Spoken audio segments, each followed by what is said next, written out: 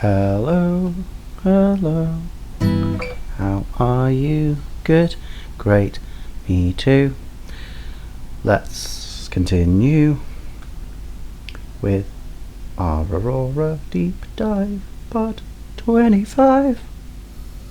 Woo! Still not got my voice back properly, which is a shame.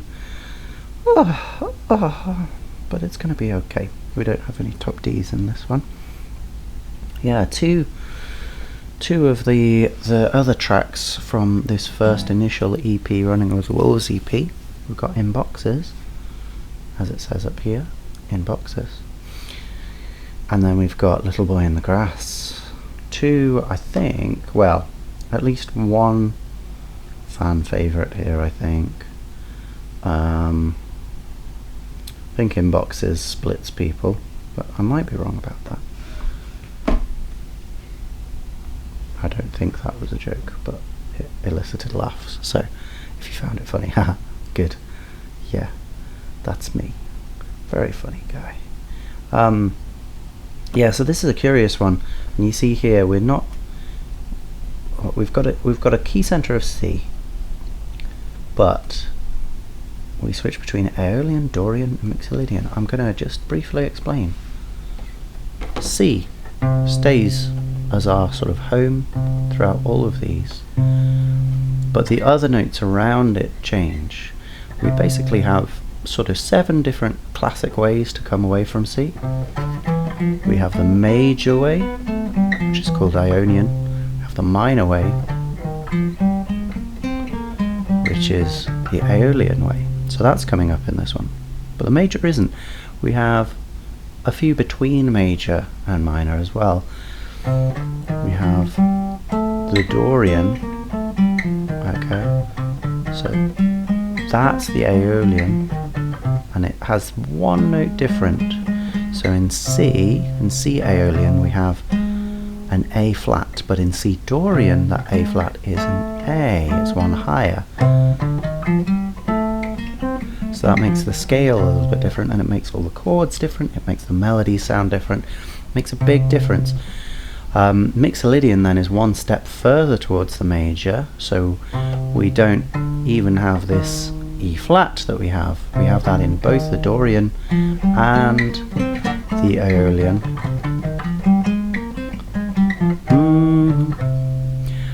But in the Mixolydian, we have that as an E, okay? Okay, so all these things lead to really different chords at different times. Like for instance, we might get some C minor chords in here, but when we're in a Mixolydian area, we won't. We'll get a C major chord. And the way these interact is quite interesting. I wouldn't say it's unique. We'll go through it. Okay. Going to continuous view, very exciting. Let's have a listen to this beginning.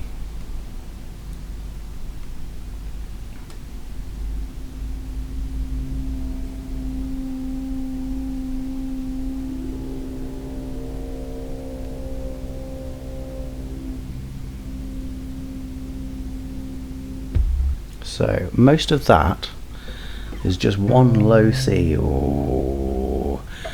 But we have this kind of build to it. There's a bit of a laugh as well, but we're not going to talk about that. We have this, and it's not just that note. Nothing is ever really one note anyway, but we have that, and then what it does is it kind of goes through the harmonic series. If we have a low note like that,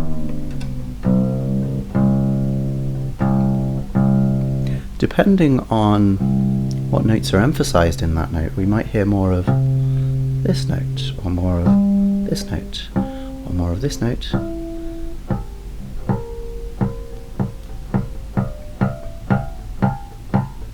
Can you hear those? So we have this low fundamental note.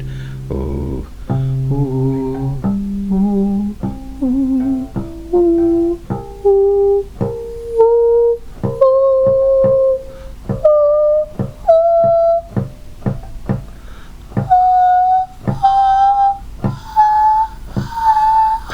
etc., etc. They go up and up and up, and all of those are actually built into this low note.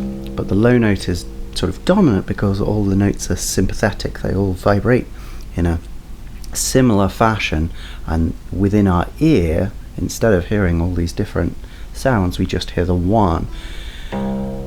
We hear the one until we get a sort of interruption to what's going on there, like when I take out that first note there and play the harmonic on the guitar. That's not what's quite what's happening here. We keep that low note, but the balance of these notes changes as we go through. So see if you can hear different ones of those harmonics coming through. So I can hear a woo, woo, right? Woo, woo, woo. Okay, so it sort of builds from a woo, woo, woo, woo, woo, and then it goes lower again. Not quite all of those notes that I did there. Just trained in pentatonics, but they're not all quite in the harmonic spectrum. But it builds up through those, and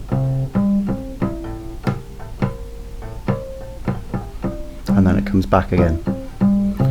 So it's like the brightening sound with those higher frequencies clearer, and then it goes back down again. Okay, thank you. And then in this first bit, it's almost like we get an octave jump. I'm not sure if it actually is that, or if it's just the kick drum that takes away that frequency at the beginning, like this sidechain compression we've talked about before. That kind of thing is going on here. So what I've written in here is just 2 C's. I don't know if you can see that. 2 C's. Meaning one of them is a low one, or is we could write that in a different way. Sorry, for those of you that care about the actual writing of this, we could go like that. That's not in. I'm not entirely sure that's what happens, but we get the kick on the first one anyway. Got quite a fast tempo here. I've written it in 12/8, but really our main beat is a dotted minim. So I should arguably, well, okay, in 12/8, this means that we get 6 quavers 63 times in a minute, which is lots and lots of quavers. What I probably should have done is write it in 2/2 and then had triplet divisions of these, but this is about writing rather than anything else. Strictly, this is not a 12/8 song. This is then again later on it sort of feels like 12/8, but really this is like a long slow beat song that then has triplet semi-quaver divisions. Okay. Doesn't Aurora like 12/8? That's an interesting thing to ask. I mean, we've had songs in 6/8, which is sort of interchangeable with 12/8. Like Runaway is basically in 6/8.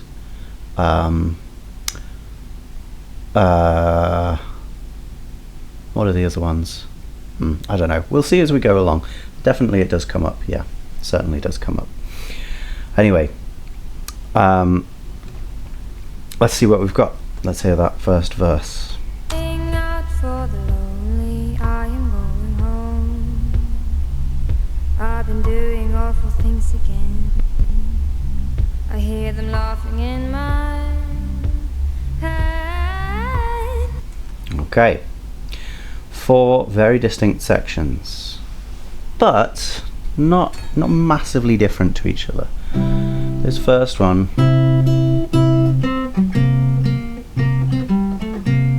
okay, we could split that into 3 sections as well. We've got da da da, and then we've got da da da. So there's already some repetition within the first phrase, and then we finally finish on da, just a long note. Interesting that those are our two notes that we do repetition on, because they are a tritone apart. Pretty unusual for a melody. Fits very in this Mixolydian mode. One other thing that really differentiates each of the mode is where that uncomfortable tritone interval comes. This is a bit in the weeds, but in the Mixolydian it comes between the flat 7 and the 3. In the Dorian it comes between the minor 3 and the 6. Or we could actually just move those down. And in the Aeolian it comes between the 2 and the flat 6.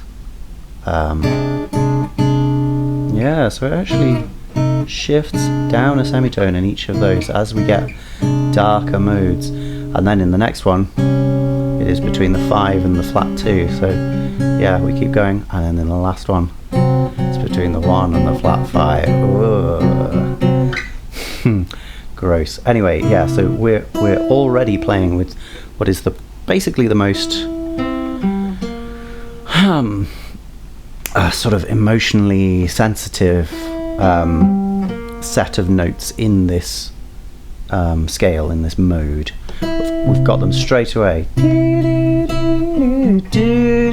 So this really sets us on a happy trend. And then actually says, well, maybe we're not quite as happy as we thought.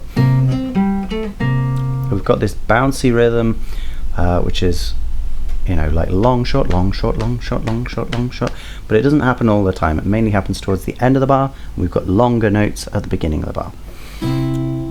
Pretty straightforward though. Contour wise, we start high and we come low, and then we kind of stay there, but we've got a little bit of overall movement. This first bar spells out the chord. Calling out for the, and then duh, that's our added note. So if this was a C major chord, which it basically is, we don't get any movement from that. No, I didn't say Aeolian was tonic major and Aeolian was tonic minor. Ionian is major and Aeolian is minor, and tonic doesn't have anything to do with it. I will never say the word tonic again. Okay?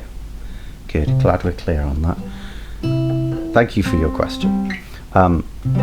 So yeah, this is our major chord. We don't get any deviation from this low note throughout the whole of this bit, so it's almost as if we're constantly on the one chord here, but the melody might have something to say about that. But here it gives us that one chord, all the 3 notes, and then the added like 7th, that is the 4th note we sometimes get. So it gives us all of those, and the only note that we have extra to that, going home, is just a passing note. Okay, then we get da ba da ba da ba da ba da. Now this is playing with that 7th a lot, going back and forth between the 7th and the 6th. Now the 6th is not one of our standard chords, so this is sort of implying a different chord, but there's only 2 notes. There's that C at the bottom, and there's this note. You know, some people might say it implies this sort of major 4 chord, but there's only 2 notes, and I don't think it's clear enough that that's what's going on. It could imply sort of a C6 chord. I've been doing awful things again. Something like that. It's not really clear, but it's interesting that we've got those 2 things, and they're not just fundamentally matching up in expected ways. I hear them laughing in my... Again, lots of the same note, and then a little bit at the end. Da, da, da, da, da, da. So those 2 middle phrases, they don't have the long notes, but they do have the bouncy rhythm. And they're not the same contour at all as the first one. We've got basically up and down waves in that second one, and then the third one is mostly static with an ascent at the end. So they're all doing their own thing really, and then this last one, mostly ascending with a big jump, and then coming down just 1 note, and it's landing on that 7th as well. So really very stark and deliberate use of the more emotive intervals here. It's emotive in a kind of different way to how we might normally think of emotive music, because it's not sad and it's not particularly happy either, but it gives us this kind of, I would say, like a cheeky kind of smile, which is funny considering the subject matter. But yeah, it's a little bit ha ha ha ha ha, which is an unusual one, yeah, for music. But that's definitely what I get from it, and also that is kind of where the Mixolydian mode sits in general. We're not going to get a lot of Mixolydian mode as we go through these Aurora songs, so this one sort of sticks out in that respect, and it's so stark as well, as I keep saying. All right, let's have a look at the second verse. I went out in the morning looking for a man. I could see you were the perfect one, standing alone. Very similar, very similar. Exactly the same. Yeah. Then this one just starts a little bit later. We just don't have as many words. Standing all alone. And also the split of low. Gosh, what's going on with my voice? It's really interesting. We have actually a break in the middle of the word. This is not the only time she's going to do this, but it's an interesting thing to do anyway, because most of the time what people are doing with music is they are accompanying words. I think this is sad, but this is the case. Most people care about the words more, which is understandable, and therefore they will jostle around the music to fit the words. We can see some evidence of that here. Like, for instance, we don't have I hear them laughing in my the second time. We don't go standing all which is understandable for some, but what we do have is a split between two syllables of the same word, and that is really unusual for general music, because it's sort of putting the music ahead of the word itself. It does do something for the word, you know, having this pause before lone. I guess standing all you're like, what are you standing all are you standing all a tizzy? Are you standing all bunch of coconuts? I mean, you know, the mind boggles what you could be standing all but it's lone. And so that kind of pause is really interesting, the way it affects the word in that way. It's a very unusual choice. Cool. Okay, next section. I've been walking ahead for a while and dragging your body behind. Bye, baby, I had a good time. Bye, baby, I know you were mine. Great. This part is what I really come to this song for. So you can see we've got some accidentals going on here. We've had that B flat, that was our B flat, that Mixolydian note. That's here too. We've also got an E flat and an A flat. Well, the B flat put us into Mixolydian, the E flat put us into Dorian, and then the A flat puts us into this Aeolian mode. So now we're looking at a different scale for the melody here. The whole thing, you know, if this was still in Mixolydian, that would sound like, yeah.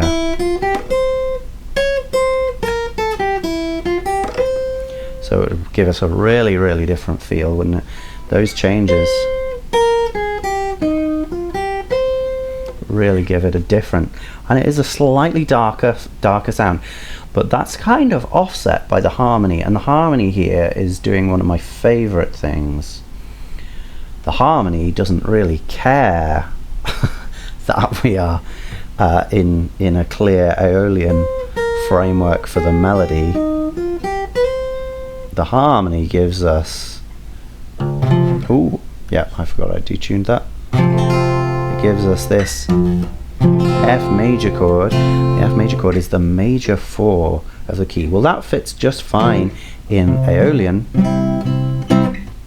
We would have a major 4 in Aeolian.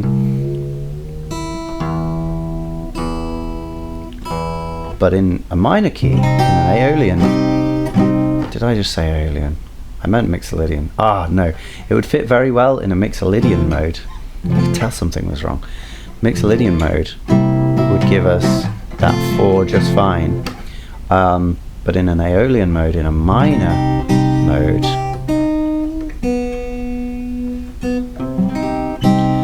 we would expect a minor 4 chord. We've got a major 4 chord now. The major 4 chord fits in that middle ground. It fits in the Dorian mode. So we've got a moment of Dorian here with that A, that's the major 6. Da, da, da, da, da, da. But then in the next bar, it's an A flat chord. So we've changed that A in this chord. We've gone down to an A flat, and that changes the feel such a lot. This is sometimes called a tertiary shift because it's going up a third. They're used a lot in film music. That's what they say. They're used a lot in general for powerful changes, like, you know, an example might be Go With The Flow by Queens of the Stone Age, which goes, sometimes that's minor, I think, and this is like a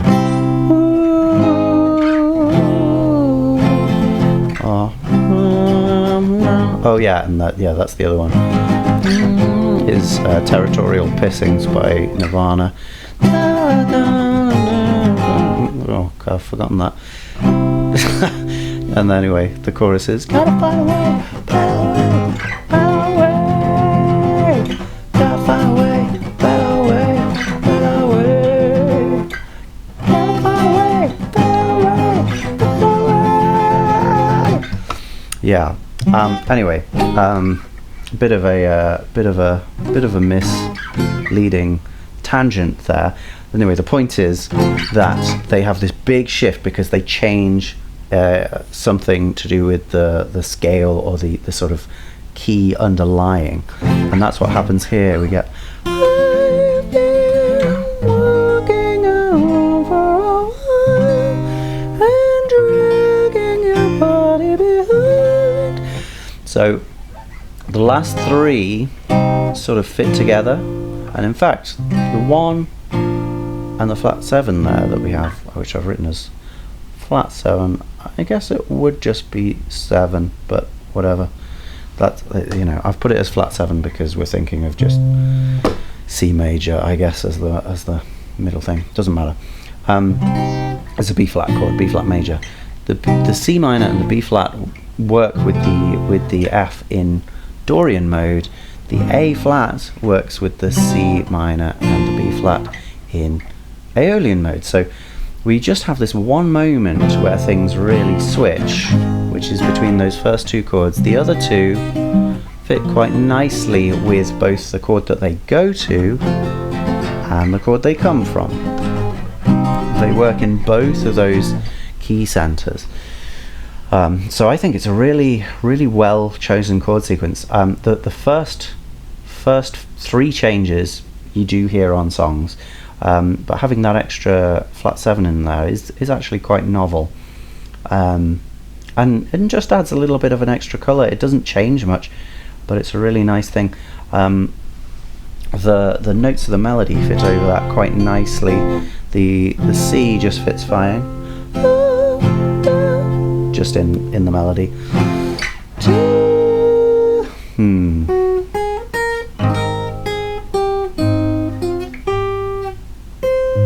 Well, If we'd stayed on the C, it would have fit pretty nicely, but instead we moved down. We start off on a non-chord note. We eventually get down to a chord note, and we hold that for the longest time, so it sort of does resolve, but it takes a bit of a circuitous route there, and then it jumps back up again, back up to the C. The C works in the C minor chord, as you might expect. Now this time when we go to the B flat chord, that B flat that we start with, it's straight there, and we actually stop on a non-chord note.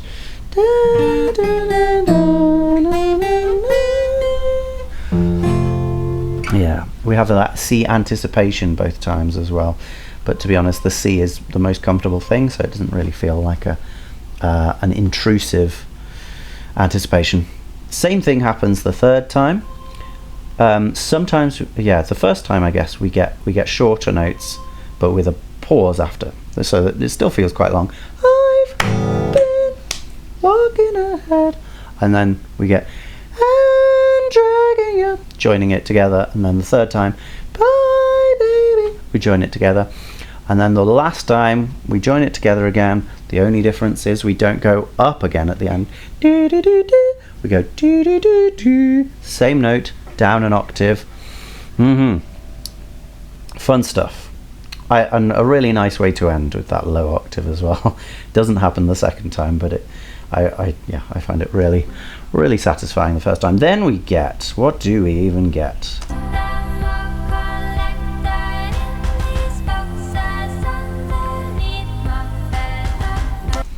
We get a lot of the kind of same stuff.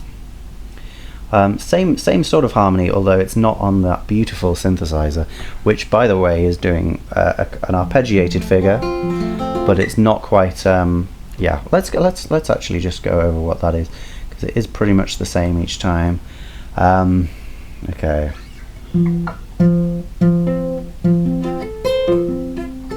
Yeah.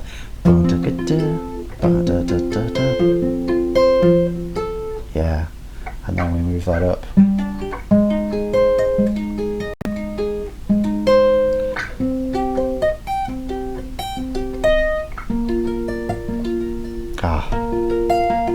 So it's interesting because we've got 12 quavers in the bar, and we split them not into a 6 and a 6, or a 3 and a 3 and a 3 and a 3, or even a 4 and a 4 and a 4.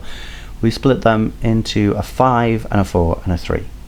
5 plus 12 plus 3 still equals 12, but we go 1, 2, 3, 4, 5, 1, 2, 3, 4, 1, 2, 3, and then we split. We go to the next one, 1, 2, 3, 4, 5, 1, 2, 3, 4, 1, 2, 3, 2, 3, 4, 5, 1, 2, 3, 4, 1, 2, 3, 1, 2, 3, 4, 5, 1, 2, 3, 4, 1, 2, 3, 1, 2, 3, 4, 5. You get the idea? So that at speed.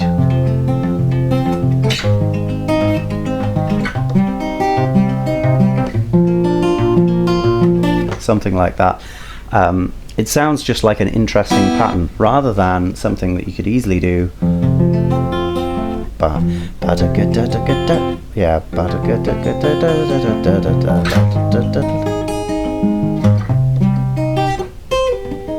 Something like that.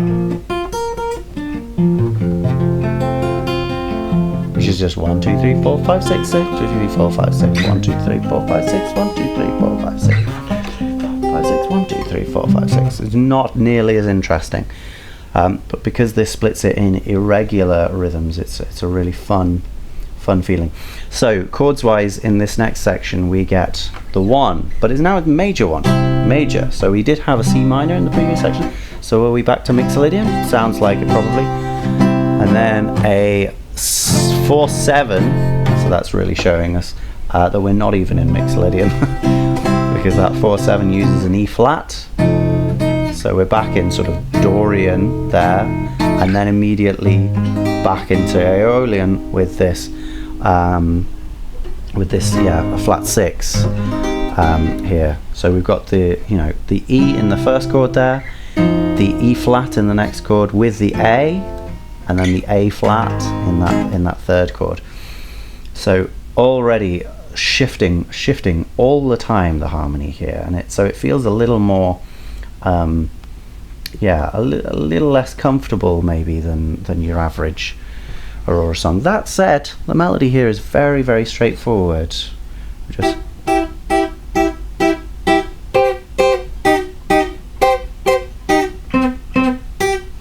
right, really simple. The rhythm slightly more than that because some of these are longer.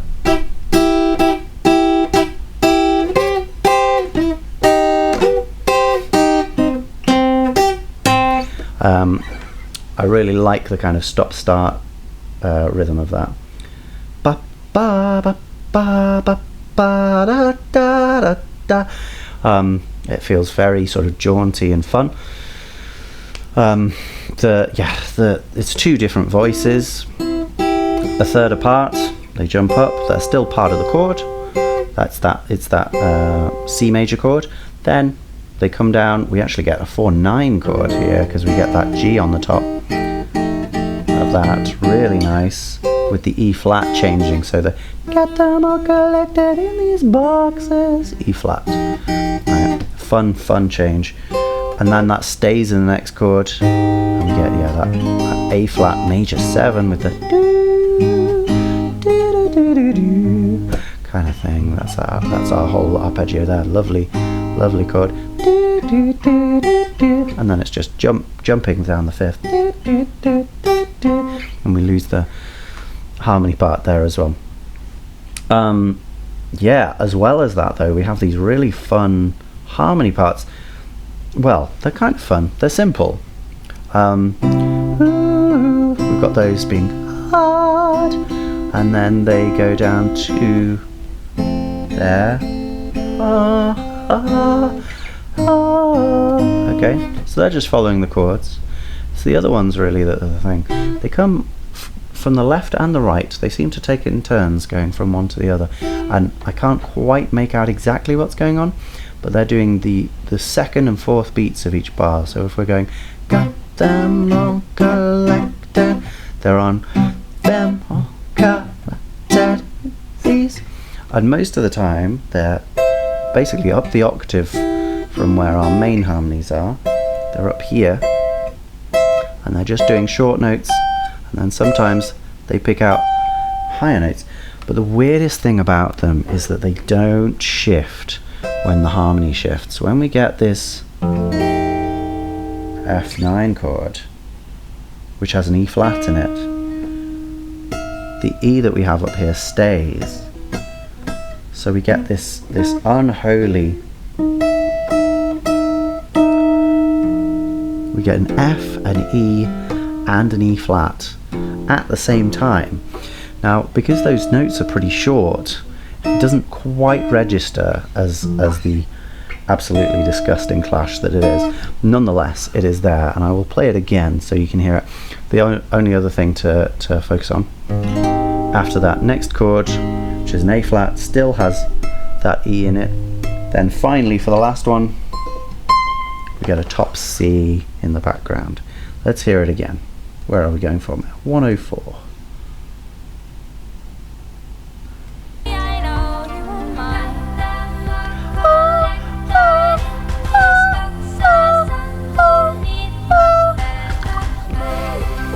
Right, that which is going through that, and then in the next section sort of takes over the main melody. That's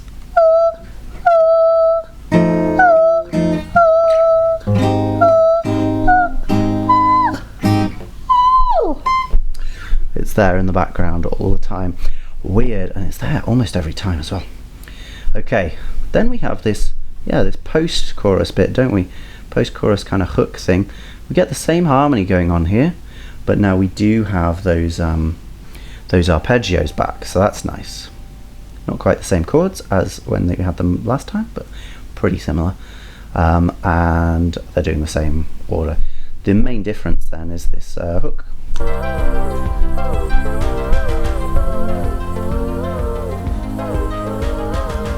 I also don't want to leave it unsaid, but that da, da, da, da, that happens in the drums is really fun and elevates this track quite a lot. It's not something I can say much about, but it's great.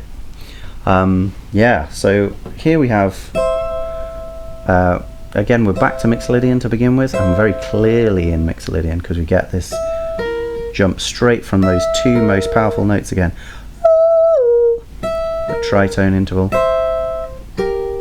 Okay, and we're harmonizing that in thirds.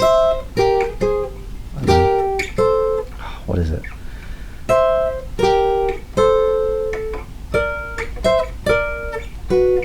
Something, yeah, that's what it is.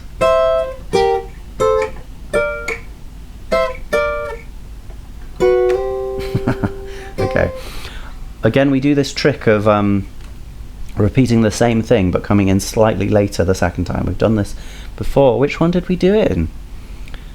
I can't remember right now, which is annoying. Oh, I guess we kind of do it in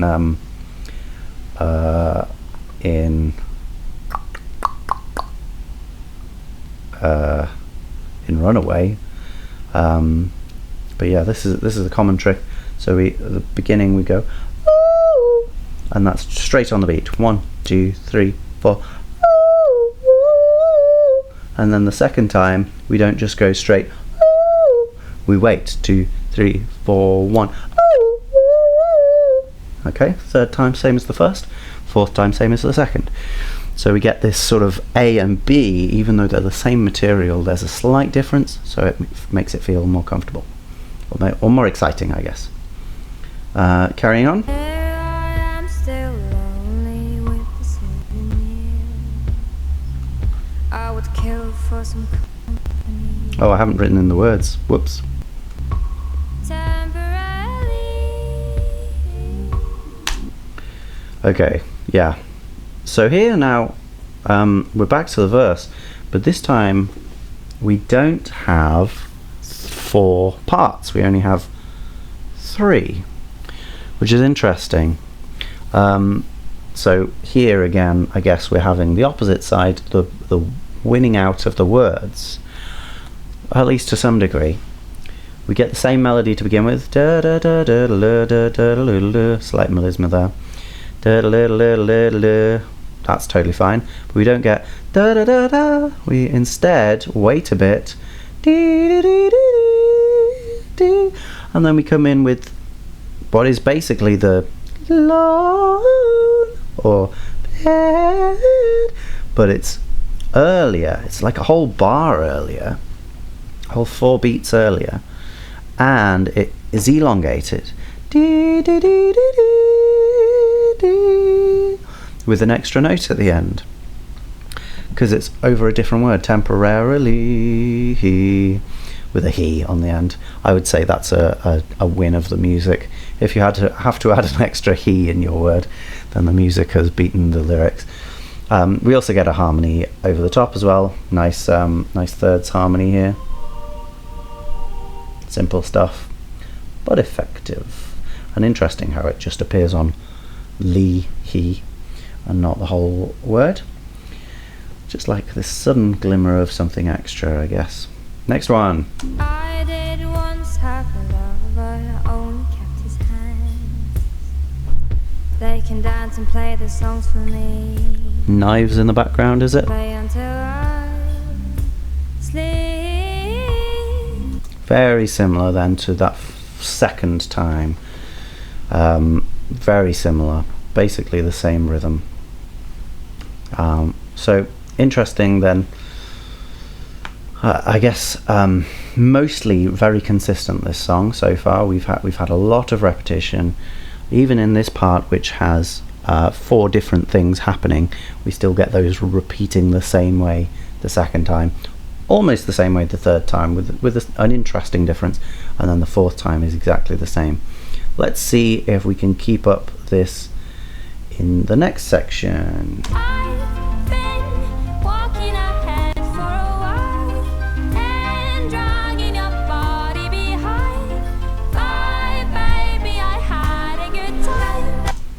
Yeah, I mean, it's the same melody, but there's only 3 of them this time.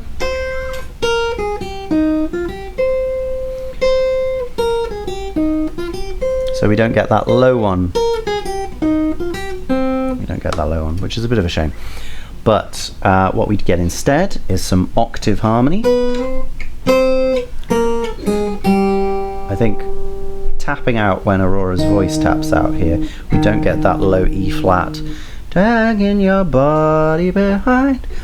Maybe it's where Aurora's voice taps out. I don't think we've heard anything that low in Aurora so far, so maybe that's the case. And it comes back in with the G behind. We've heard a few Fs, I think, but that is pretty low. Okay, so pretty similar that second time. Then this third time we get our lovely triadic harmony stuff.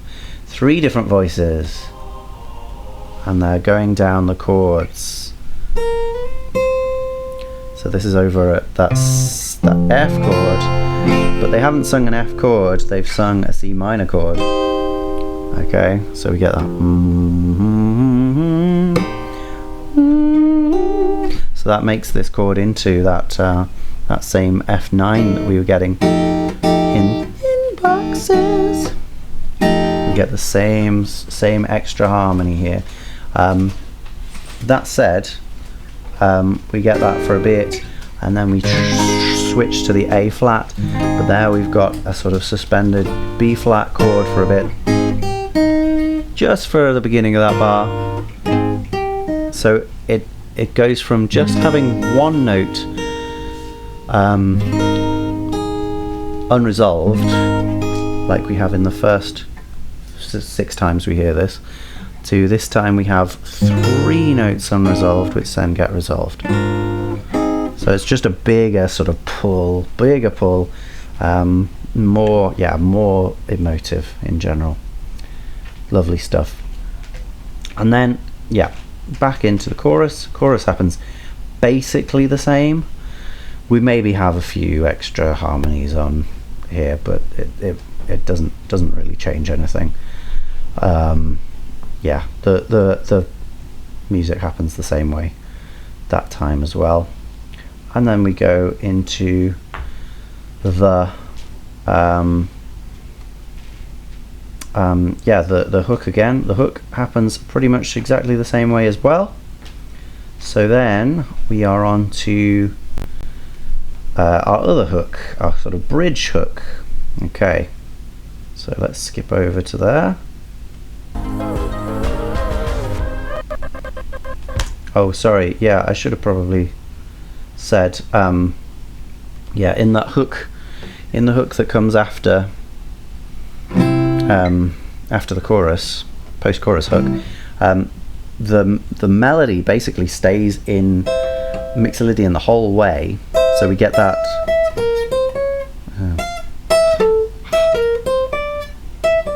We get that the whole way, even though the harmony underneath does not. We get that as the first chord, and then we get this one, don't we?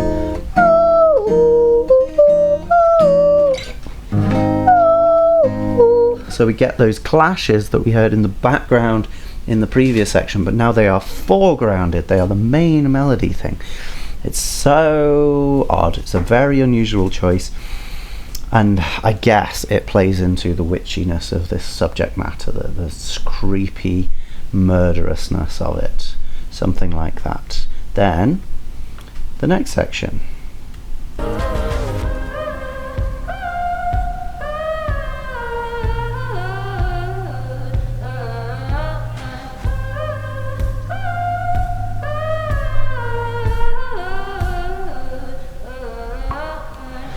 It's a cool melody. Is what I have to say about this. Just a lot of ers.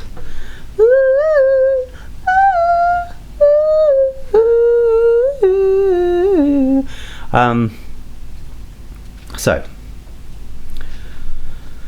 part of me thinks this is like a strangely more generic melody than a lot of Auroras, but I haven't quite worked out how to give that evidence.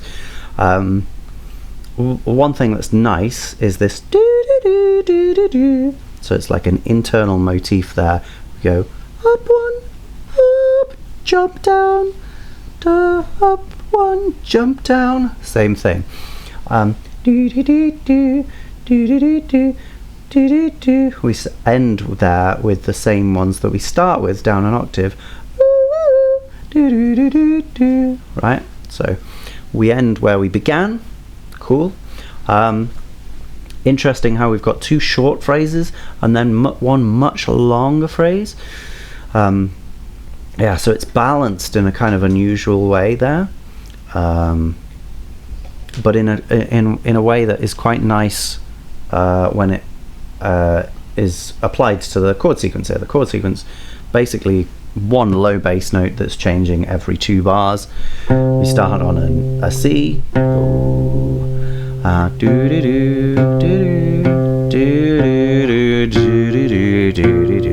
So that third bit, the longer bit, takes us over the bar line there and makes it, I guess, less of an obvious change. And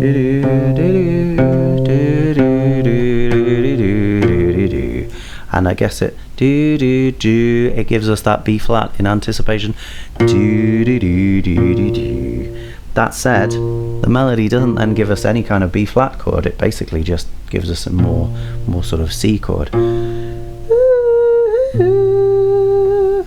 So that's the G there. There's the C. If it was going to give us a B flat chord, it would give us that D in the middle, but really it's sticking to the minor pentatonic notes very, very closely in this section, in a way that the rest of the sections have absolutely not been interested in. Then we get the flat 6 and we repeat the melody again. Well, it fits pretty much the same way. And then we get the 4. Now, it's not actually clear if this is the minor 4 or not, because it's not in the melody and it's not in the accompaniment. But you could imagine it as the major 4, so we get that na na na na na na, that Dorian feel to it. But that's your imagination if you want that. I like it. But again, it's just giving us more sort of C-shaped stuff, C minor pentatonic stuff, missing out those important notes. We get the minor third there, but we don't get the flat 6 or the minor 6 or the 2. Those are the ones which would give us, that would give us the Dorian kind of feel, that would give us the Aeolian kind of feel. But we don't get any of those. We get this one, but we don't get it with its accompanying tritone notes. Do you get the idea? So we're missing out those intense, romantic, meaningful notes here. So it feels slightly more, disconnected. Maybe it's just slightly happier or slightly less concerned. Maybe. I don't know. And then, what happens in the next section?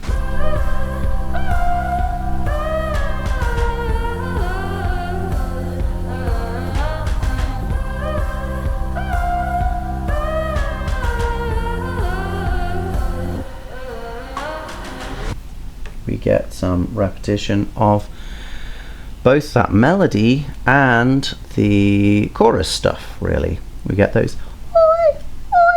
Are they saying boy? Are they saying ah? What are they saying? I don't know. I. Maybe I. Are we getting those? We're getting the oohs in the low range, and we're getting the ooh. So we get this immediate false relation. As we get the we get the from the other one.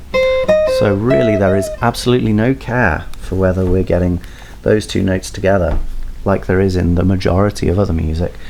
It's so in your face, and it's so, like, you know, it's funny because it's so sweetly sung, isn't it? You know, it's in this high falsetto-y range. It's comfortable, it's nicely intoned. There's no deliberate distortion or aggression on it to make it sound like it's meant to send chills up your spine, but nonetheless that's what it does for me.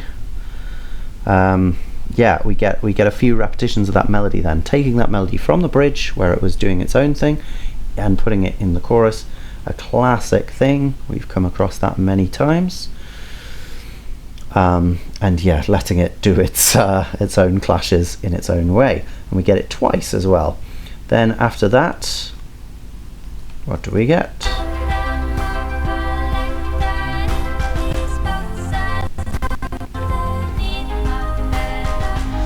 Well, that time we got really what we got was the post-chorus bit, the post-chorus hook bit with the arpeggios from the synth, but at the same time as the chorus melody, got them all collected in these boxes, etc.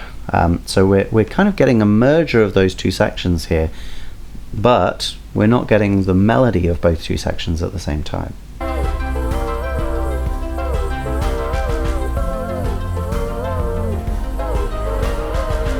So that was much more like the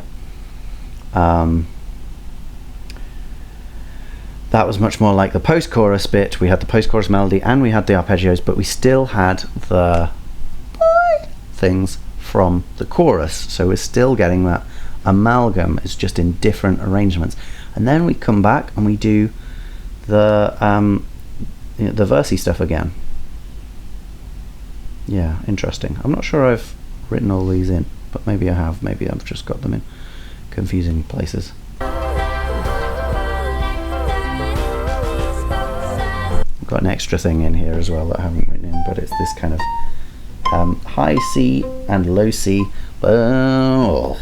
synth, just giving us more of that tonic note. Oh, I said tonic. Oh no.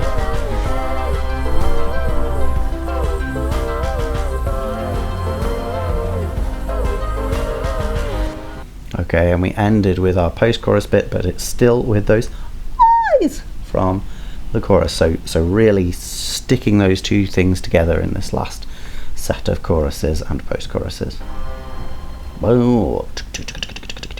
Okay, so like an oddly simple song. It only uses 4 chords really, one with a major or minor version, so 5 chords if you like.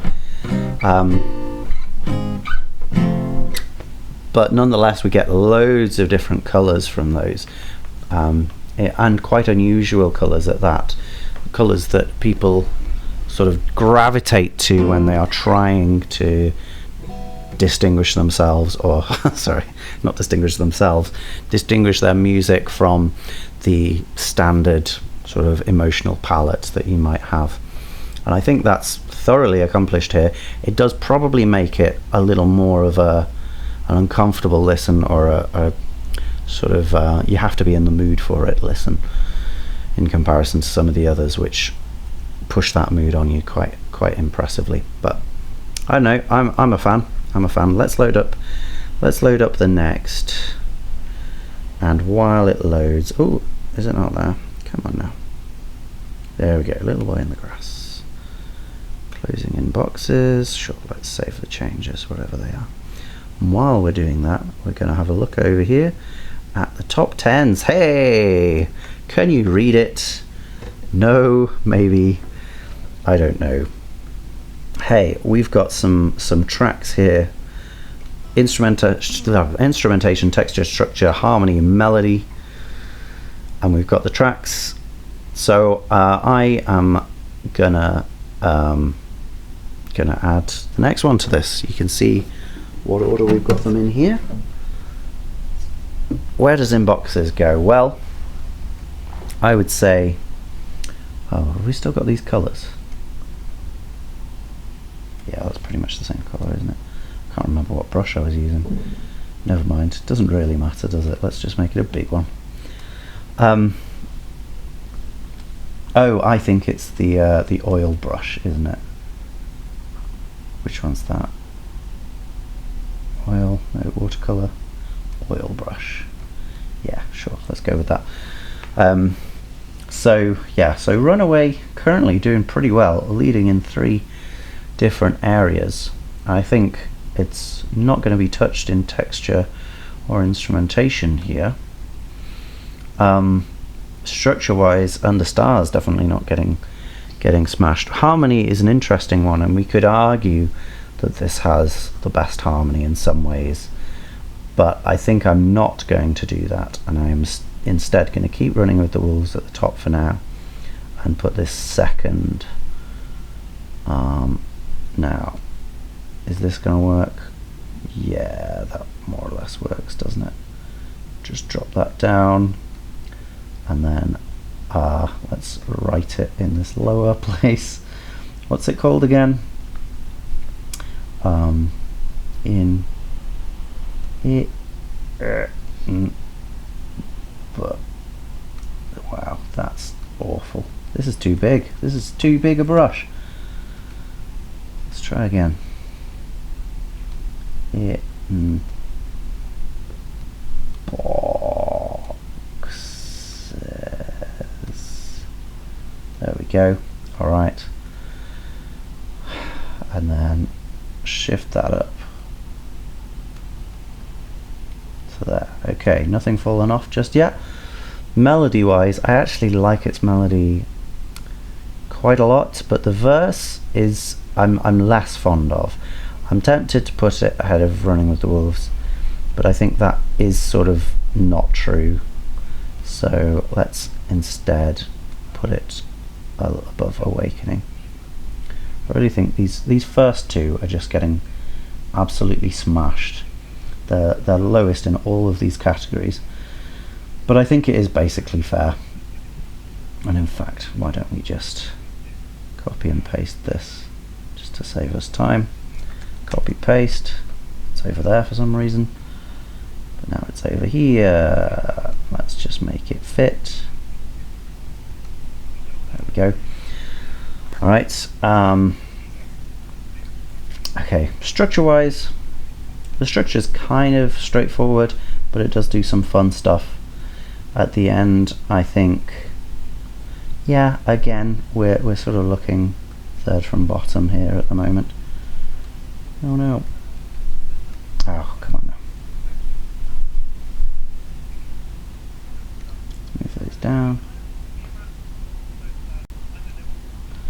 And then we'll have another of those. Paste. Drag. Fill. Fill. Great. Yeah, texture wise, I think the texture is actually really lovely. I think what's going on in the texture stuff, I'm gonna have to put the texture as second. Runaways texture is really good because it just has so much evolution to it. It really takes off.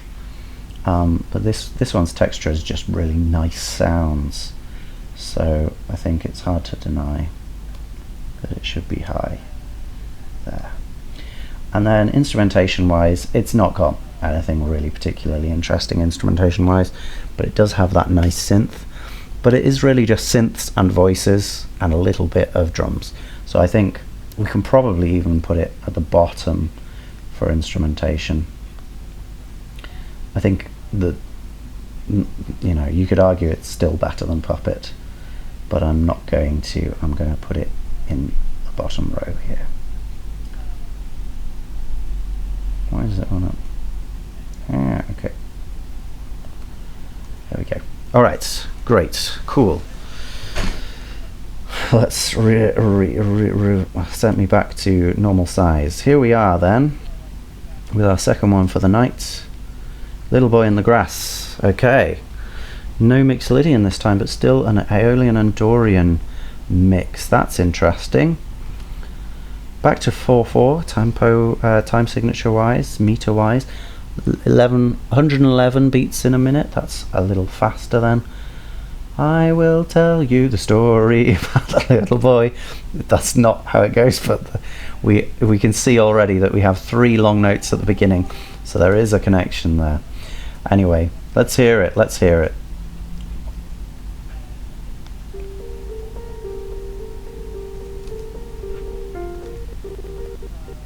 Oh dear. Yeah. Okay. So sorry I interrupted that with my changing of screens, but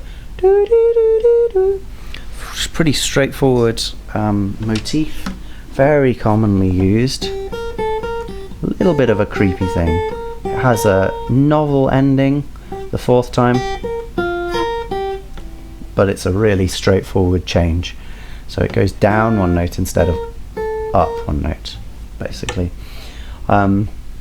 Sort of spelling out a G minor chord there. Two of the three notes, and one then at this little sort of escape note. So this is sort of, it's sort of like a melody, but it's regularly moving, and it's very repetitive. So we'd call this an ostinato. We have come across these before, but this is the most clear one so far, I think.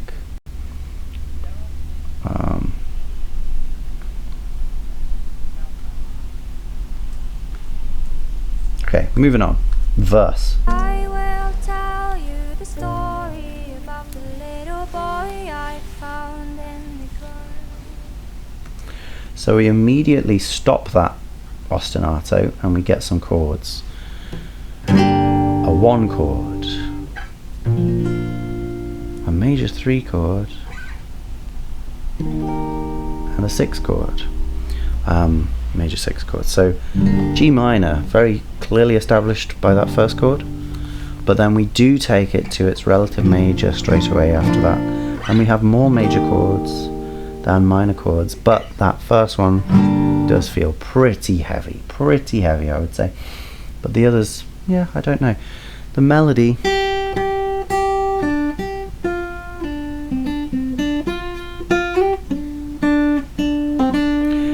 the first 2 parts, all chord notes, mostly chord notes. We have this little wave in there, but mostly they're chord notes. This is not normally Aurora's style, doing things mainly on chord notes. And then we do take that slightly differently in the next part. Well, slightly differently. We have this suspension from the previous one. A suspension is a note that we have in the previous chord and in the melody in the previous chord that then continues on into the next chord, even though it's not normally part of that chord. That chord, it's not there, but it's in that chord. Feels a little at C in this chord, and it immediately goes to a chord note. And then we jump. We do the same thing as the first part. I will tell you, boy, I found. Except we do it earlier, because we could have gone, boy, I found in the grass. Maybe, but we don't do that. Boy, I found. It goes straight down, and that means we're emphasizing a non-chord note, or well, the fourth note that we would get in this chord. 1, 2, 3, 4. That's 7th, major 7th in this 6th chord. Okay, and it doesn't resolve. It does the same thing as the second part. It does that wave between the C and the D. So this is actually like it's sort of really impressively written to have three main sections, which all have a sort of similarity. The first and the second don't have much similarity, but they do have doo-doo and doo-doo. So there's a similarity there.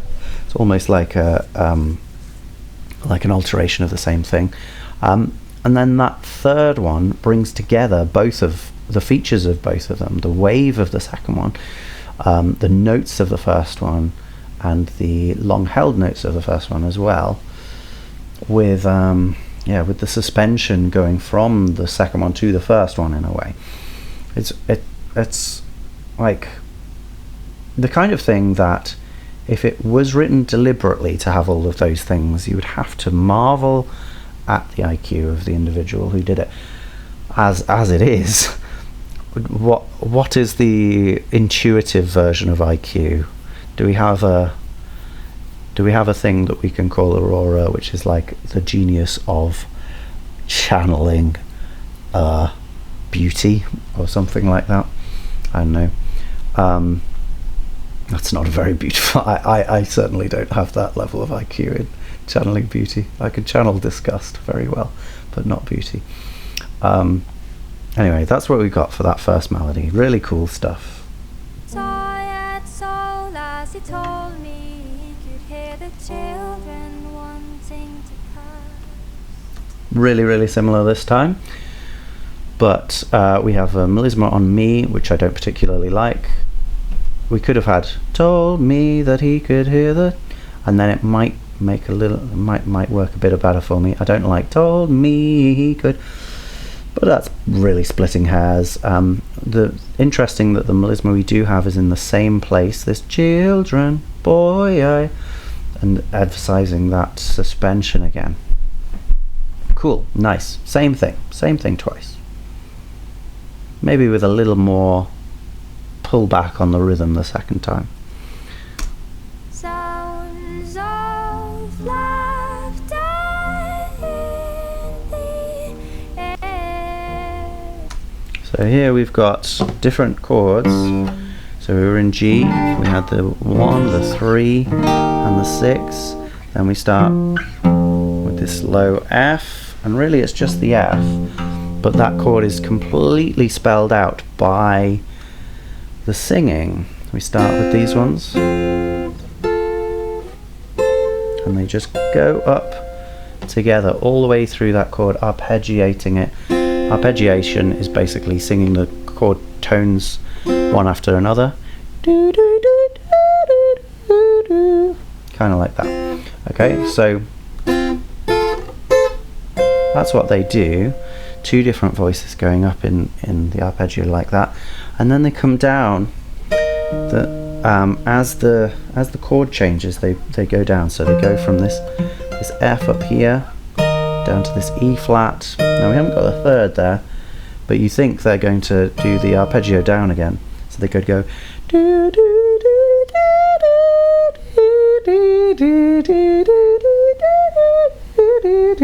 and then we get this beautiful sort of up and then down, very, very even, big mountain, big dive into valley, but we don't get that. We get the beginning of that, we go where we would expect, but then they just drop one note, so we get this odd clash, and then they jump down to where we began, but we haven't quite changed back in the harmony yet. The bass note hasn't quite changed back, so we get this odd clash again. Not quite as uncomfortable as the one just before, but a bit strange, and yeah, parallel fourths harmony as well. Then Still today we hear them. very good. We don't have these long, do we? Still today. So we have some shortenings there. They're not just joined all together like the first time. So it makes it, I guess, feel a little more impassioned, because we have these shorter phrases. It's not as smooth and lyrical and calm, but still the same notes, just without the at the end. That's where we end. Well, but we end a little early, don't we? We should have had one more bar. What happens with that bar? Finally we are over it all. Finally we are.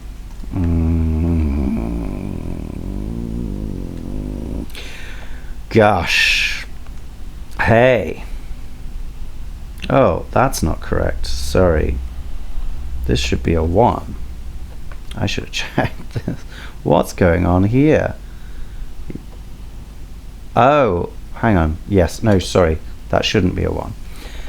I've written 4 there because that's the beginning bar coming back in. I've done this in a bit of a stupid way, but because we have the melody of this chorus coming in the bar before the chord comes in, I've written the chord as if it came in at the same time there, when it doesn't. That's why it's all in brackets.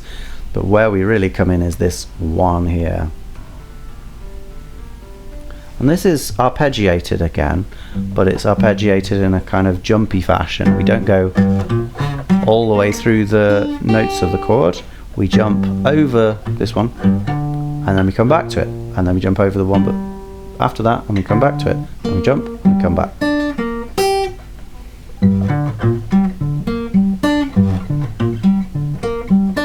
With an extra low note, ooh, oh, at the same time. At the beginning there, and we get that twice, that lovely G minor, and then we get this major 4. Well, we hadn't had a 4 before, but we expected it wouldn't be major because we had this flat 6 chord. So like the previous one, we've got a bit of play between the flat 6 here and the major 4 here, this tertiary shift. But we don't have them in stark connection here. We went from the flat 6 of the previous section. Still today we hear them. Finally we are over. G minor. Nothing to be confused about here until it all. There it is. Wap wap wap. That's the other thing that does exactly the same thing here. The Good and the Bad and the Ugly. One of my absolute favourite film soundtracks. Yeah, we've got a lot of melody lines in this section.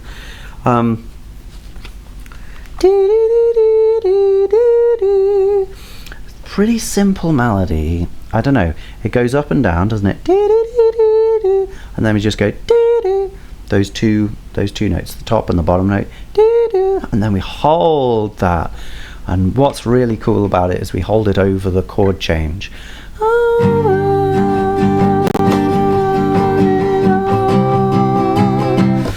Right, yeah, really nice. Then we get this melody again, but now it's over this 4 chord. So it has a little less of a G minor feel about it because we haven't got G minor as the chord. A little bit more of a bluesiness to it, maybe. That sort of feels a little trite to say, but it does get us that 7th of it. And then we're back to the G minor. We haven't had a look at that yet, but pretty much the same kind of thing. We've got this in the middle, an extra note there, the F. This one's not shying away from the notes, the emotional notes. We've got those 2 notes right next to each other, the 2 and the flat 3. So the 2 is kind of emotional note in Aeolian, and the flat 3 is in Dorian. So they're both together here, showing us that we're sort of in both of those 2 different places. And again, yeah, we get the this time halfway through as well. So instead of that big long note, we've decided to change it up, have a bit more of the previous melodic motif here, but then we do get a big long held note over that chord change. Oh, and then what do we get?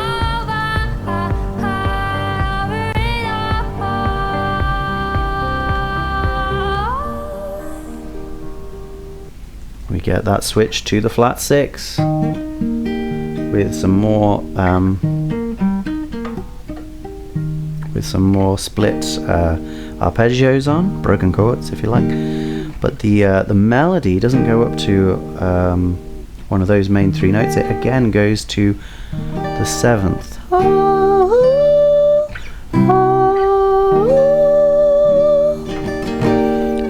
really, really bold thing to do, especially as it's all up there by itself. The piano is so much lower and deeper, and we've got this one lone note contrasting with all of those, slightly, you know, rubbing against them in this very beautiful, beautiful way.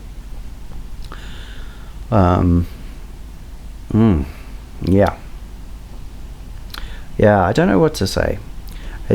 Clearly there is more weight to what's going on here than is in the music or the words, but I'm just trying to convey what I can of what's going on in the words. After that we get a little bit of a post-chorus section, I guess. Let's hear it.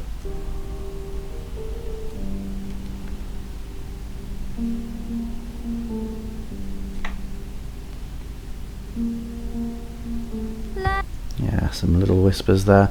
Very simple. Nothing like the... well, maybe a little like that from this arpeggio. We get that, which is, I guess, it's the same notes as our motif at the beginning, but interesting how that's not come back at all. We just land on a low G. We get the third, the B flat, down to the A.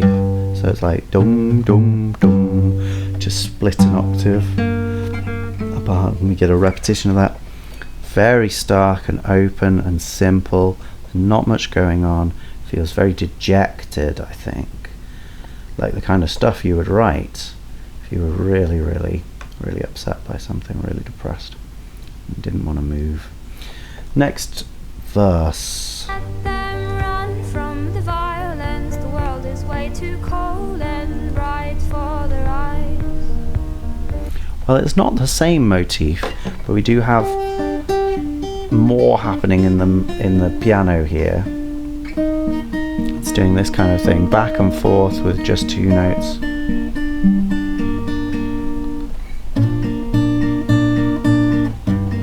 This kind of thing, back and forth.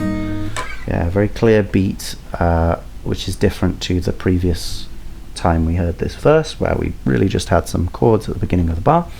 Same as kind of Awakening, we have that in the verse. This one, more active, there's more movement, there's more rhythm and more harmony. Little boy runs beside them as they take his hand and jump to the sky.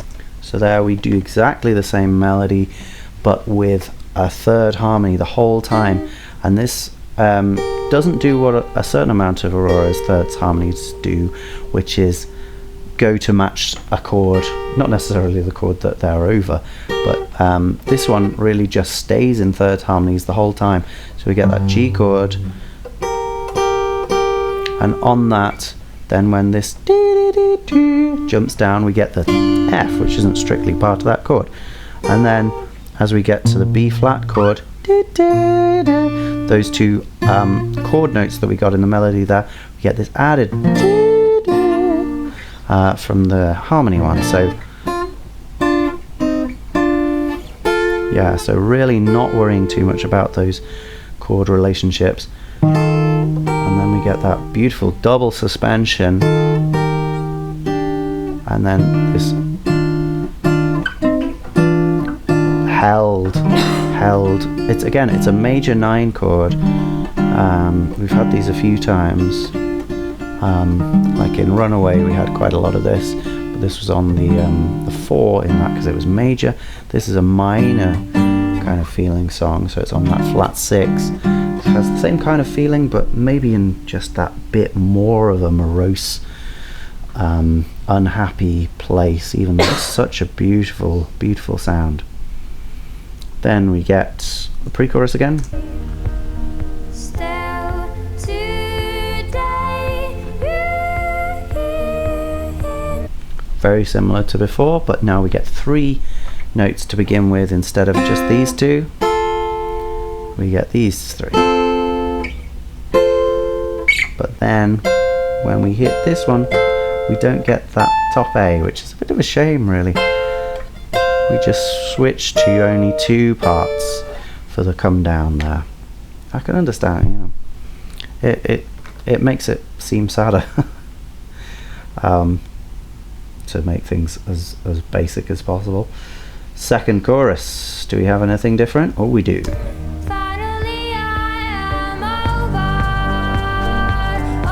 So I was asked why I don't talk about, or whether I would talk about lyrics, and I'm just going to say that I will try and do it when I have something to say. And here I do. It's obvious, but we have changed pronoun. We have changed from we to I, which I think is really cool.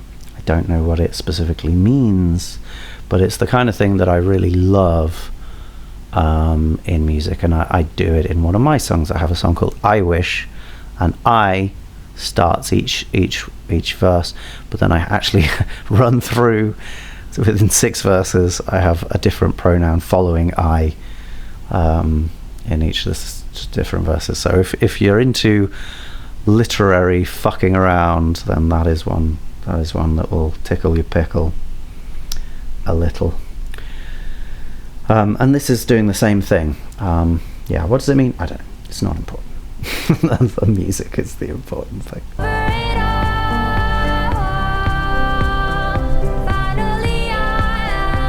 I've written it wrong there. This does actually this time. So we have a long over it all, and then that's important because that note changes on the chord change here. So it feels very different to the second time. We haven't got the super long note this time. We've got it more like the second time with that repeated section. But this time we continue on that A for a good while, which is interesting because that's not a chord note, and then it resolves to that chord note. Okay, nice. Next one.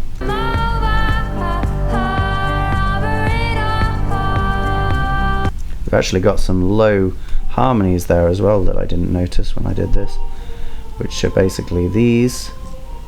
I'll just write them in super fast. This is going to sound really silly. I'm pretty sure it's just thirds, but I will have a listen to it again and correct anything that we might need. Let's go again. Where is it? 145.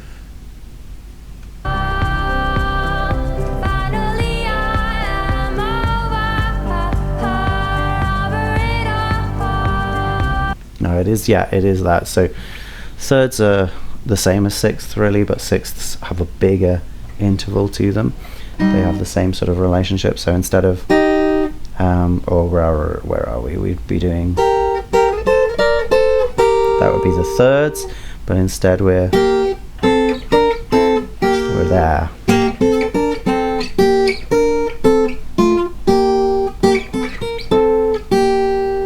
Yeah, it's really nice. It's a tiny bit, it's almost imperceptible, as clearly I thought when I was doing this initially. Yeah, but just a lovely extra thing, and as well as that, the B flat that we get there when we go to the C chord is that seventh that we speak about from time to time, that extra note that we don't normally get in the chord.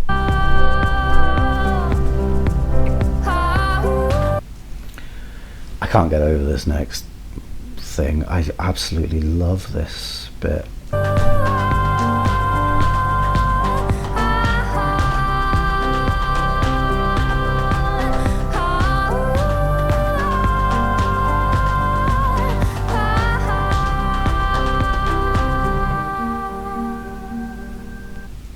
So we've got these amazing, again I've missed a note really, there's that there.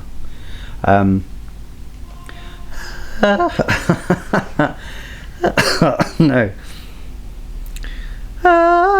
We've got those two notes just in one of the voices, and then this jump up.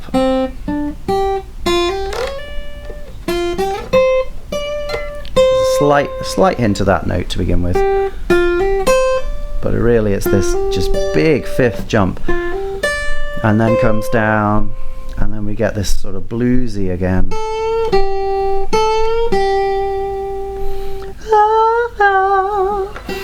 Yeah, I mean, the sort of I don't know. We've got this upwards doo-doo, and that is also true in the second phrase. Doo-doo.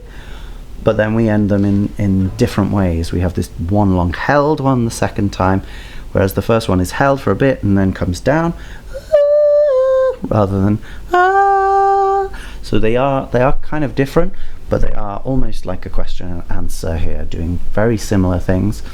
And as well as that, we have these beautiful fourth harmonies over the top. You know how we talk about thirds being beautiful most of the time, but here we get those, and then there, and they're so starkly, firstly with that G chord, so we get G down here and we get those up there, and then they move down before that chord changes, so we get this very, I don't know, it breathes primal, deep resonant earth nature to me. And then we get, they fit in the C chord as well, slightly anticipating the chord again in both parts. Actually, they come da da da, and then the chord comes. So that's fun. Lots of anticipation in Aurora's music, it seems. Maybe it's common across all music. It's not something I've noticed though. We do basically the same thing again the second time, but we don't hold that C major chord so long. We again go to that flat 6, the tertiary shift, the movement from the Dorian, slightly brighter harmony to the sadder harmony. Yeah, and the that note actually links the two chords. It's in both of them. So it's like a pivot around everything, recontextualizes that note in relationship. But the top note does come down to fit the next chord. So it's not the that we get that first time. We don't get anything as beautiful and stark as that here. We get more condensing, comfortable, understandable stuff. Okay, and what comes after the second chorus? Is it going to be a bridge? Yes.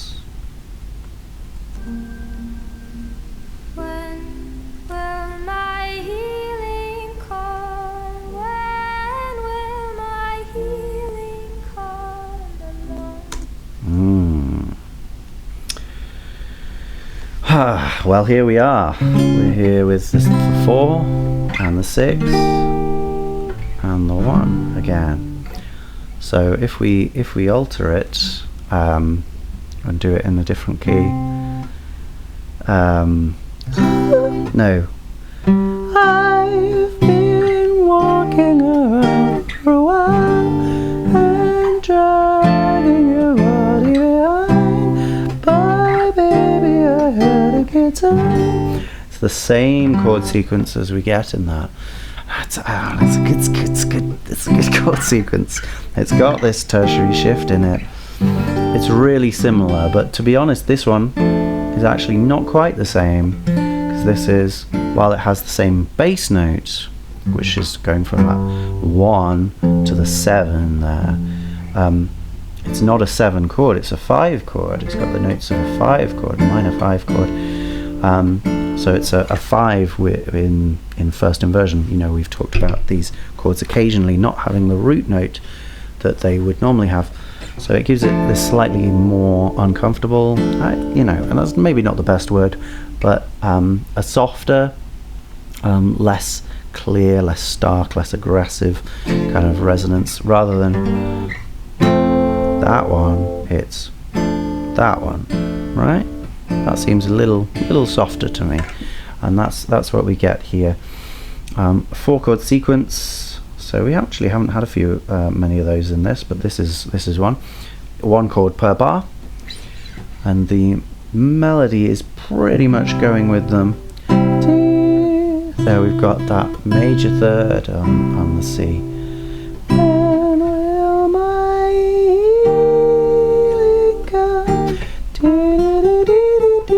It's an interesting melody by itself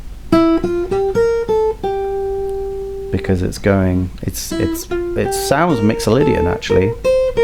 It sounds like that, doesn't it? But we know it's not. It's going between these two different podes. With a nice little melisma. Again, harmony notes, just a little out, and then we get this kind of stepwise movement. That's where we get the most out of chord notes with that B flat. And then the A is a chord note, but we don't stop there. We go straight to a G, which is an anticipation along with the next note, that E of the next chord that we're going to, the C, the 4 chord. So we just can't wait to get out of that transitional 5B chord and back into the 4 chord. Yeah, nice how the first one starts when, and we actually end along in the same place and at the same point in the 4-bar cycle. But that means that we can't start there, the next one, because we've just finished there. So then this next one starts a little later. Sinking like a stone, when will my healing come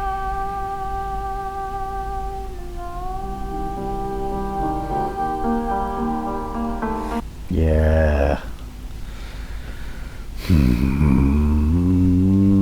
Same chords, kind of the same melody, although instead of we get which again is the same melody as temporarily long. Same melody as in boxes, but so different in this context, isn't it? Sinking like a stone, where will my healing come? No chord, the chord drops, just leaves that long note, a long held G's, so many of those in this song.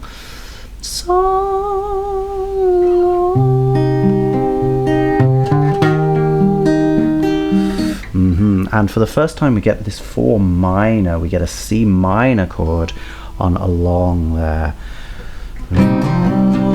Because normally we've had long, we've had that major C chord, but here we got a long, bit of stepwise movement in the bass there, which is always fun. So flat 6 chord, and the flat 6 chord really brings us in to the next section. What is the next section? It is not that one. It is it is back into the chorus basically, but slightly different. Let's hear it.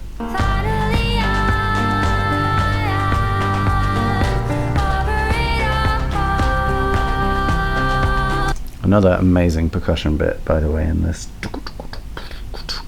Love those percussion in this. Really nice what happens with the harmony here. It's thirds, very straightforward. So like we didn't have those last time, we had that low 6th, this time we have the high 3rd. But they don't quite change where you might expect it. The melody, finally I am, has a much more long A than normal over that G chord. Oh yeah, also the finally is actually in a different place, isn't it? Normally we get, sorry for knocking the mic there, normally we get finally and we get the chord to come in basically when we finish that phrase, but now we're starting the phrase finally when the chord comes in. So that's a really interesting difference, a rhythmic displacement there. Really interesting difference to get. Not common, but really fun when it turns up. That's one thing we've got. And then we've got the harmony, which sits on this this double suspension, double appoggiatura over this G chord, and we've got over the top. Where can I do that? And you want it to resolve to there. Well, maybe you do, but it stays. And then one of them resolves, the top one resolves, but the bottom one does not resolve. So you get this moment, just a beat's worth of that clash before they resolve. I love that kind of stuff. Yeah, it's really nice. Let's hear it again.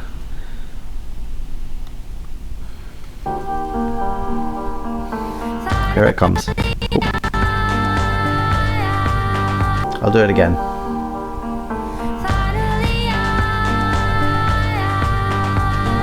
Love it. They're panned away so it doesn't feel as aggressive as it could, but it's really good. Interesting how that second time we don't have anything like that. The thirds move together, but our suspension, if you want to call it that, appoggiatura, is not nearly as long. We go down to the comfortable notes, although the comfortable notes now include that seventh of that C chord, so it's a little bit extra even so. Then this next part I struggled with a little bit.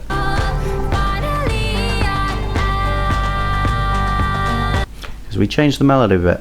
The melody, finally I am, and the harmony part is not easy to work out there because it's not just straight thirds. It's not going final. No, what would it be doing? Final. Yeah. Finally I am. It's not doing that. It's doing something like finally I am. So similar to last time, but not quite the same. And the way that they interlock is kind of unusual. I can't quite hear because they're close together, and it's not easy to work out because they're moving so quickly. But what I think is we get some interesting clashes there. Now, annoyingly, I can't play you this part by itself, but I'll try and sing. Shall I? Maybe I will. I'll just do this once. I'll play the harmony part at the same time as singing the other one. Finally I am over it all. Right? Maybe you could hear that. Maybe I drowned myself out. Don't know. Please tell me in the comments if that worked at all. Yeah, but anyway, cool stuff because they're sort of swapping over ranges and coming very close to each other and not moving in exact tandem with each other. And then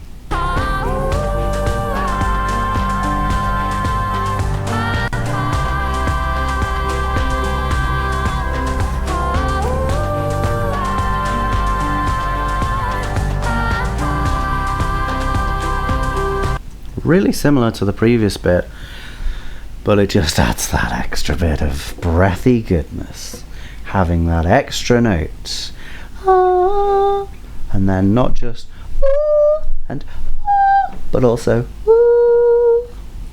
so the whole triad with that chord, and that, you know, it fits. Those are all the notes of the chord, but then they all move down. We keep that chord, and it feels even more powerfully sort of primal, earthly, and then they go down just to two notes for a moment before bringing back all of them for that C chord, and they fit beautifully on it. Again, they anticipate it. It comes in just before the chord drops in the accompaniment, so there's this slight tension just before, or it's like leading in. Yeah, really good, beautiful. It happens 4 times, and for some reason I've written it out every single time. I guess it's because the end note of the melody is sometimes different. Whatever, it's the same thing most times. Oh, interestingly, I do actually have two 0306s there, but I think that's just a mistake.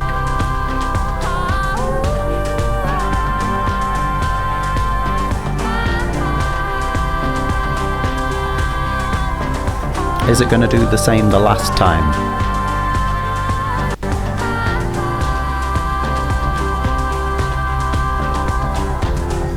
Ba-dum. I've only just noticed that. Just an extra synth hook in there, giving us, I guess, some notes in the same key. Not very important, I think, but interesting, because we've got that long held melody note. We do need maybe some counter melody, something to fill in the space, although we have that, which I think is enough. Very strong bit. And then we are in our coda.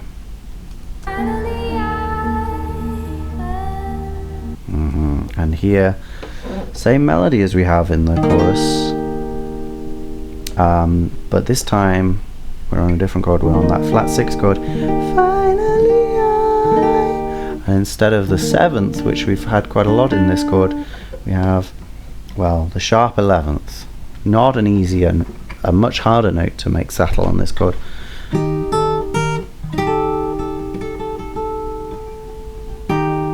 It does eventually resolve, but it's a big held dissonance there.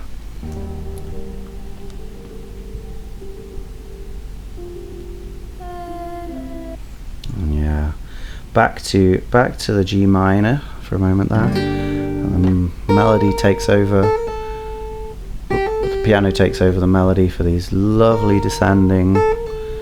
They feel like melithmas, although they're on an instrument. Just descending. Again, it's the playing with those two most important notes there, for our sort of Dorian feel here. Yeah, lovely stuff. And then the voice joins us there for that, and then the piano continues.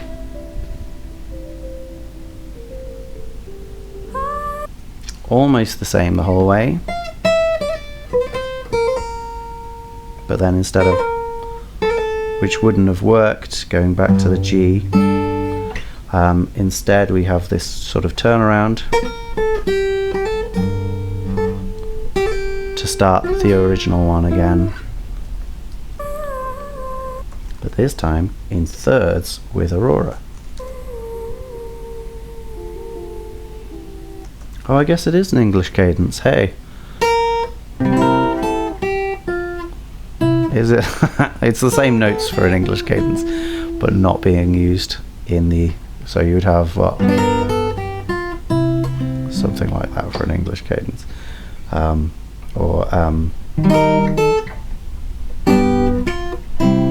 maybe to make it slightly more appropriate. So it is the same notes for an English cadence. Well spotted. But very much used in a different kind of way. And then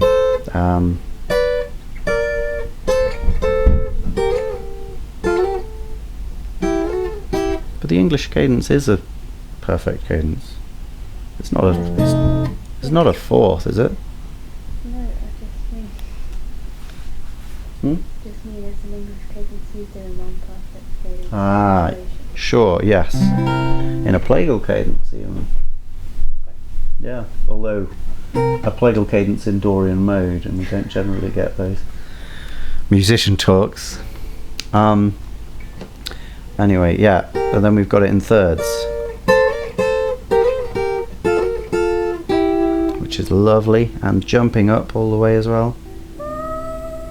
But they jump to the same note, I think, up to that E up at the top of the C chord.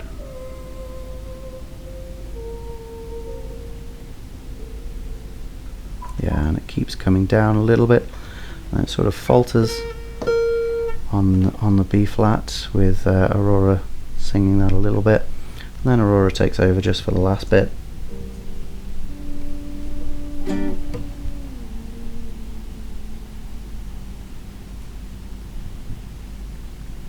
Yeah, all that resonance from the piano is still audible. A big come down then from what's been going on here. A very slow, languorous ending with a lot of melismatic singing, just quick turns.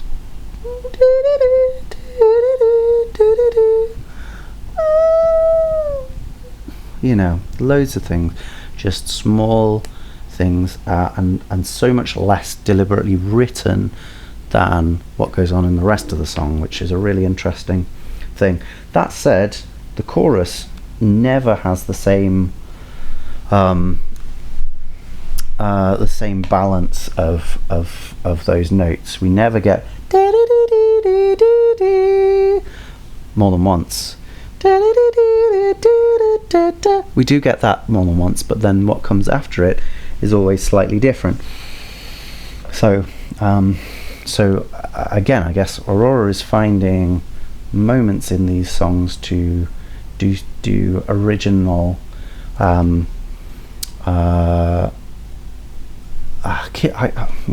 don't know, is it just keeping it interesting, or is it adding a sort of magical element of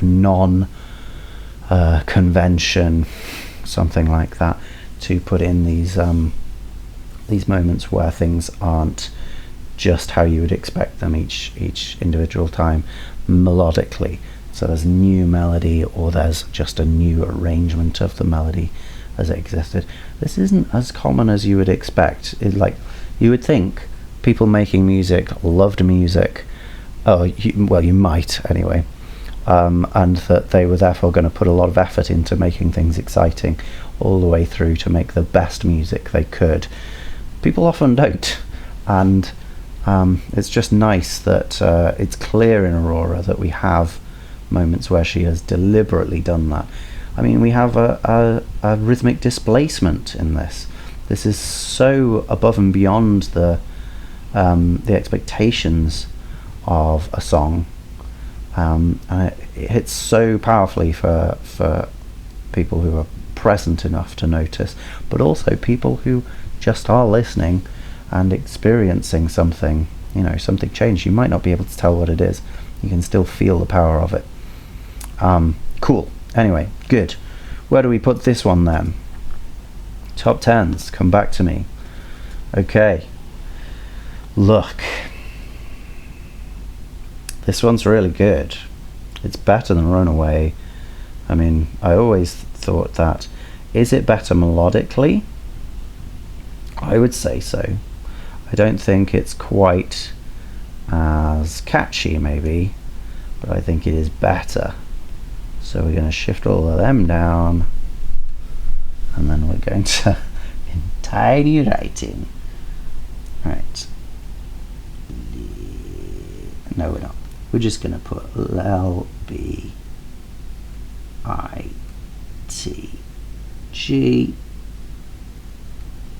There we go. And then we're going to take that one up the list.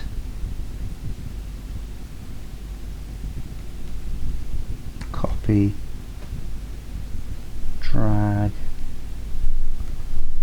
There we are. Little Boy in the Grass. Best in melody. Is it best in harmony? It seems a little bit of a kick in the teeth to say it's better than In Boxes in harmony, but the way that the triadic voices come is something that we don't get in Boxes. But In Boxes just has the false relations, which are just bloody crazy.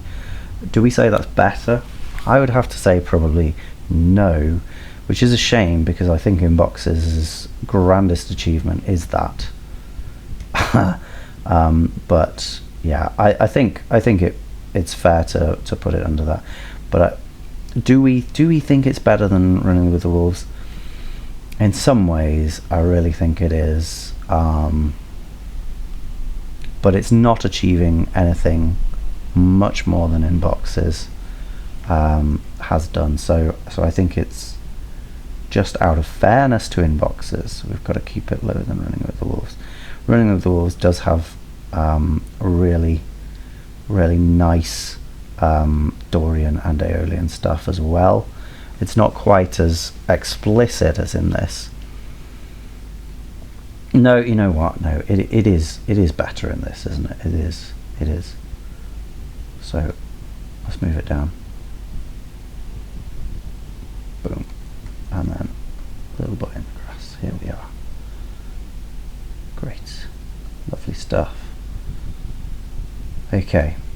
Structure wise, well, this one has a coda on it, so that's something. It doesn't feel, I mean, it's not as good as Under Stars, but it's better than Running with the Wolves. Is that where we're at? I think that's pretty fair. Yeah, let's do that. I don't think there's much need to explain what's going on there. Texture wise, I really love some of the textural elements in this, but I think we have to pay deference to Runaway's exciting stuff. But again, I think we do beat in boxes in this respect.